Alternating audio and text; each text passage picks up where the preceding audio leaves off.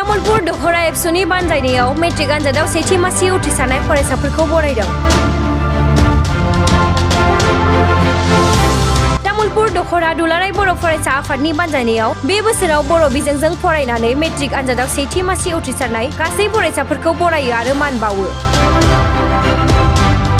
दख'रानि बेन्दोंआव सेथि मासि उथ्रिसारनाय सा 83 फरायसा आरो फरायसुलिफोरजों लोगोसेनो बिमा-बिफाफोरखौ तामुलपुर दख'रा एबसुआ बरायो आरो मान बावो।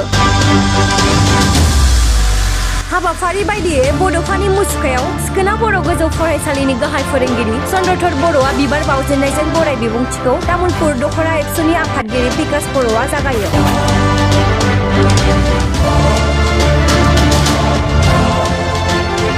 बेजों लोगोसेनो गाहाय आलासि महरै मिरु एबसुनि नेहाथारि आनन्द दैमारिया बाहागो लानानै थुलुंगाखां बेसेन गोसा बिबुंथि लाखियो।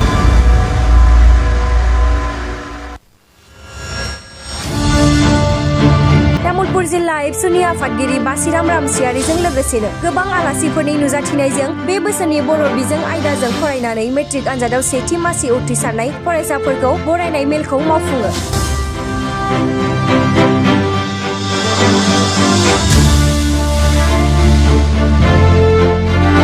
फैबाय थानाय समाव जोंनि माहारियारि फरायसाफोरखौ गोसोआरि थुलुंगाखां होनाय आरो जाखांफु लाइमोन फरायसाफोरनि गेजेराव गोजोन इयुनखौ हास्थायनानै दुलाराय बर' फरायसा आफादा बोसोरफ्रोमबो बर' फरायसाफोरखौ बरायनाय आरो मान बावनाय बायदियैनो देग्लायबो तामुलपुर दख'रा दुलाराय बर' फरायसा आफादा बे हाबाफारिखौ मावफुङो होननानै फोरमायथियो दख'रानि गाहाय नेहाथारि सोमखोर बर'आ। बर' गोजौ फरायसालिनि जि लांगोना बे लांगोनायाव दिनै तामुलपुर दख'रा दुलाराय बर' फरायसाफोरा थांनाय 2026 मायथाइयाव बर' बिजोंजों फरायनानै मेट्रिक आनजादाव सेथि मासि आवग्रिनो हानाय फरायसाफोरखौ जोङो तामुलपुर दख'रा आफादा दिनै बरायदों।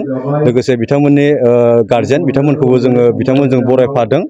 जोंनि थांखिया बेनो जे बिथांमोना नैबे मेट्रिक आनजादाव जाबायदि खस्थ' खालामनानै बिथांमोना फार्स्ट डिभिजन लाखिनो हाबाय, 10 जौखोन्दो लाखिनो हाबाय आरो इयुनावबो बांसिन जौखोन्दो लाखिबावनो हायो। नैबे जोंनि थुलुंगाखां होनाय मोनसे हाबाफारिनि गेजेरजों लोगोसे फैबाय थानाय इयुन जोलैया बिथांमोनखौ नुनानै मोजाङैनो मोजां बिथांमोननि सायावबो साबसिनै जेन थुलुंगा मोननो हायो। जोंनि थांखिया बेनो।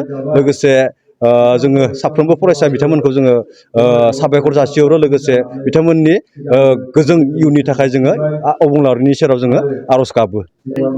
दिनै जोङो तामुलपुर दख'रा आफादनि बेन्दों सिङाव जोङो गासै बे बोसोराव जोङो गासै 83 फरायसा बिथांमोनखौ जोङो मोननो हादों आरो बिथांमोनखौनो जोङो गासैखौबो बरायनाय जादों। बरायनाय हाबाफारिजों जोङो मोनसे हाबाफारि लाफाबावजों जोङो जोंनि जि बर' हारिनिनो बिफा बड'फा उपेन्द्रनाथ ब्रह्मनि बिथांनि मुसुखायाव बिबार बावनायजों लोगोसे जोङो फरायसाफोरखौ बरायनाय आरो जोङो गाहाय आलासि महरै जोङो मिरु दुलाराय बर' फरायसा आफादनि मानगोनां नेहाथारि बिथां आनन्द दैमारि बिथांखौ जोङो हांख्रायनानै लाबोदों। माननि आलासि हिसाबै जोङो तामुलपुर जिल्ला दुलाराय बर' फरायसा आफादनि मानगोनां आफादगिरि बिथां बासिराम रामसियारि बिथांखौ हांख्रायनाय जादों आरो माननि आलासि हिसाबै जोङो जोंनि दख'रानि सिङाव गासै गोजौ फरायसालिनि गोरायुं आरो गाहाय फोरोंगिरि बिथांमोनखौ जोङो हांख्रायनाय जादों।